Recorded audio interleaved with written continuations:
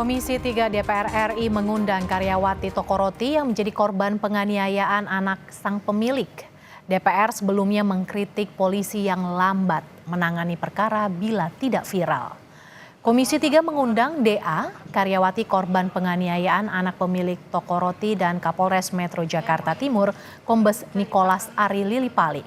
Keduanya diminta memberi keterangan terkait kasus penganiayaan yang terjadi setelah penanganan kasus dianggap lambat sejak November lalu. Korban mengaku sempat ditipu oknum pengacara yang menangani kasus ini. Sementara itu, polisi mengaku penanganan kasus bukan karena viral, tapi karena ada kendala. Kalau saya tanya tentang gimana kelanjutannya, dia selalu jawab sedang diproses. Ke si pengacara itu, yang dikirim si itu? Atau pengacara lain berikutnya? Pengacara kedua? Iya. Sama juga dari Polda juga ngakunya, bukan? Bukan. Oke.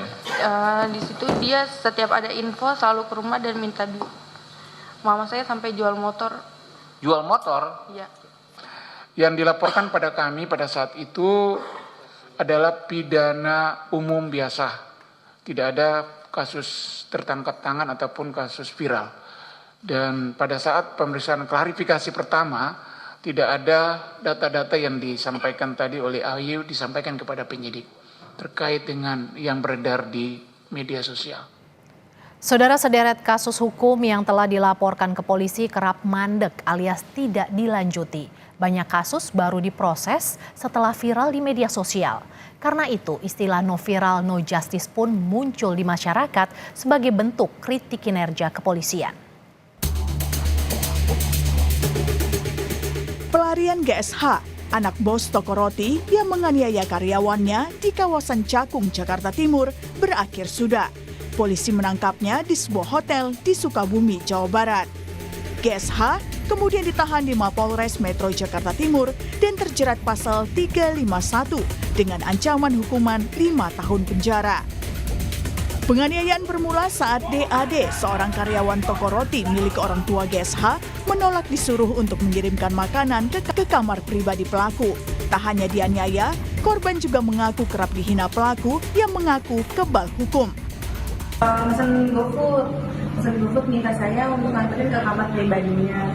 Tapi di situ saya nolak karena pertama itu bukan tugas saya, terus itu juga kita udah bikin perjanjian sama keluarga, dari pihak keluarga untuk tinggal nganterin makanan si pelaku lagi ke kamar pribadinya. Karena di situ juga dia ngomong kalau dia tuh saya orang miskin, terus babu kayak gitu juga, terus dia juga ngomong orang miskin kayak lu mana bisa masukin ke penjara gini, bahkan dia juga ngomong gitu. Jadi saya ngerasa kayak sakit hati, makanya saya nggak mau nganterin makanan lagi ke atas. Terus dia setelah saya nolak, dia marah sama saya. Polemik muncul saat kasus ini viral di media sosial. Pasalnya, kasus telah dilaporkan ke polisi sejak Oktober lalu, tapi mandek alias tidak ditindaklanjuti. Polisi berkilah kasus baru ditindaklanjuti karena saat pemeriksaan awal tak ada keterangan jelas dalam BAP yang disampaikan korban atau pelapor, sehingga sempat muncul asumsi apakah kasus ini benar terjadi atau tidak. Dari tahap penyidikan kita, saat ini kami sudah mengamankan saudara terlapor dari Jenderal GSH tersebut yang bersangkutan bersama dengan keluarganya berada di Hotel Anugrah Sukabumi pada hari subuh tadi pagi tanggal 16 November 16 Desember tahun 2024. Kami saat ini masih dalam proses penyidikan. Kami melakukan langkah-langkah sesuai dengan SOP yang berlaku dalam penegakan hukum. Kasus hukum yang ditindaklanjuti polisi setelah viral memang sudah sering terjadi. Karena itu, istilah no viral, no justice pun muncul di masyarakat sebagai bentuk kritik kinerja kepolisian.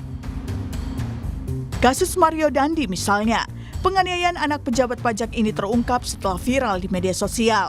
Mario menganiaya seorang remaja hingga mengalami koma. Buntutnya, Mario diseret ke meja hijau dan divonis 12 tahun penjara. Tak hanya itu, profil ayahnya, Rafael Alun, ikut terseret hingga tindak korupsinya terbongkar. Rafael Alun divonis 14 tahun penjara karena korupsi berupa gratifikasi. Lalu sampai kapan masyarakat harus menunggu kasus viral sampai laporannya ditindaklanjuti polisi? Tim Liputan Kompas TV.